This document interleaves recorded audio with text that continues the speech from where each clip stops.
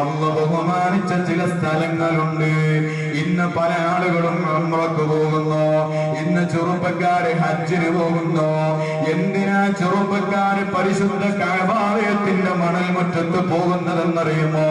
കഅബാലയത്തിന്റെ മുറ്റത്ത് നിന്നൊരു സെൽഫി എടുക്കണോ, അവിടെ നിന്നൊരു സെൽഫി എടുക്കണോ. ഹജറുൽ അസ്വദിന്റെ അടുത്തേക്ക് തിക്കിയും തിരക്കിയും പോകുന്നത് ചെറുപ്പക്കാരന്റെ ഉദ്ദേശം എന്താണെന്നറിയുമോ? ആ ഹജറുൽ അസ്വദ് മുത്തണമെന്നല്ല, റസൂലുള്ള ചുണ്ട് വെച്ച കല്ലാണല്ലോ എന്നതല്ല, ഫാത്തിമ ബീവി മുത്തിയ കല്ലാണല്ലോ എന്ന ചിന്തയല്ല. മറിച്ചോ ഹജറുൽ അസ്വദിന്റെ അടുത്ത് പോയി ഒരു സെൽഫി എടുത്ത് ഫേസ്ബുക്കിൽ ഇടണോ. ഓരോ ദിവസവും കഅബാലയത്തിന്റെ ചാരത്തിരുന്നു കൊണ്ട് നെറ്റ് ഓണാക്കിക്കൊണ്ട് അവൻ ഫേസ്ബുക്കിൽ ഇങ്ങനെ മറച്ചു കളിക്കുന്നു.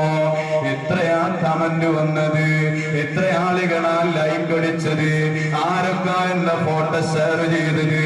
കഅബാലയത്തിന്റെ മുറ്റത്ത് നിന്ന് ഇട്ട ഫോട്ടോയാണല്ലോ, അതിനൊരു 100 ലൈക്ക് കിട്ടിയാൽ എനിക്ക് അർശിന്റെ തണല് കിട്ടുമല്ലോ എന്ന ചിന്തയുള്ളതുപോലെയായിരുന്ന ചെറുപ്പക്കാരുടെ ഉംറക്ക് പോകുന്നത്. മോനെ, അത് പരിശുദ്ധ കഅബാലയത്തിന് നിന്ദിക്കലാണ്, അല്ലാഹു ബഹുമാനിച്ച സ്ഥലത്തിന് നിന്ദിക്കലാണ്. അത് നമ്മുടെ ഈമാൻ പോലും തെറിച്ചു പോകാനുള്ള കാരണമാണ്. അല്ലാഹു കാത്തുരക്ഷിക്കുമാറാകട്ടെ. അതുപോലെ നമ്മുടെ നേതാവ്, എന്റെയും നിങ്ങളുടെയും ചങ്ങലച്ചോരയായ ഹൃദയത്തിന്റെ തുടിപ്പായ ഹബീബ് മുഹമ്മദ് റസൂലുള്ളാഹി സ്വല്ലല്ലാഹു അലൈഹി വസല്ലം തങ്ങൾ അവിടുന്ന് അന്തിയുറങ്ങുന്ന മദീന മുനവ്വറയുണ്ട്. ആ പച്ചക്കുപ്പയ്ക്ക് ചാര റസൂലുള്ളാഹി അന്തിയുറങ്ങുന്ന മണ്ണാണ്. ആ പച്ചക്കുപ്പയുടെ അടുത്ത് പോയി റസൂലുള്ളാഹിന്റെ ഭാഗത്തേക്ക് തിരിഞ്ഞു നിന്നുകൊണ്ട് ഫോട്ടോ എടുക്കുന്ന സ്വഭാവമില്ലേ മോനെ?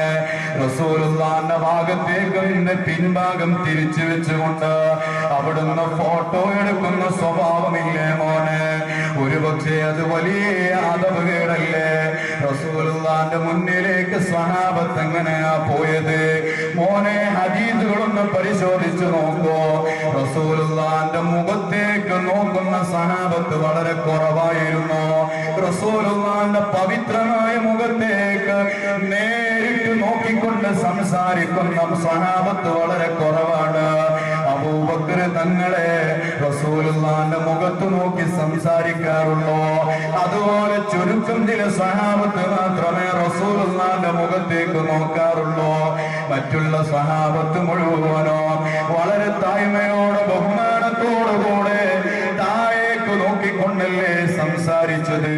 ഇത് റസൂലുള്ളാഹിനെ ബഹുമാനിച്ചതിന്റെ മാതൃകയാണ്. ആ നേതാവിന്റെ ചാരത്ത് പോയി അതേ തന്റെ സ്വന്തം വീട്ടിന്റെ മുന്നിൽ നിന്ന് സെൽഫി എടുക്കുന്നത് പോലെ റസൂലുള്ളാഹിന്റെ പച്ചക്കുപ്പയുടെ ചാരത്ത് നിന്ന് സെൽഫി എടുത്തുകൊണ്ട് അത് ഫേസ്ബുക്കിലും വാട്സപ്പിലും പ്രചരിപ്പിക്കുന്ന സഹോദര, നിന്റെ ഉംറ വെറുതെയായില്ലേ? നിന്റെ ഹജ്ജ് വെറുതെയായില്ലേ? നിന്റെ തവാഫ് വെറുതെയായില്ലേ? അതപകേട് കാണിക്കാനാണോ മോനെ 10,000 രൂപ ചെലവഴിച്ചുകൊണ്ട് നീ ഇവിടുന്ന് വണ്ടി കയറിയത്? ഈമാൻ തെറിച്ചു പോകാനുള്ള കാരണമാണ്. സാന്ദർഭികമായി ഓർമ്മിപ്പിച്ചു എന്ന് മാത്രം.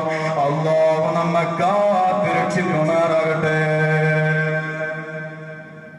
അതുപോലെ മഗ്രിബ് ഇശാഇന് ഇടയിലുള്ള സമയം, ആ സമയത്ത് അല്ലാഹു പവിത്രമാക്കിയ സമയമാണ്.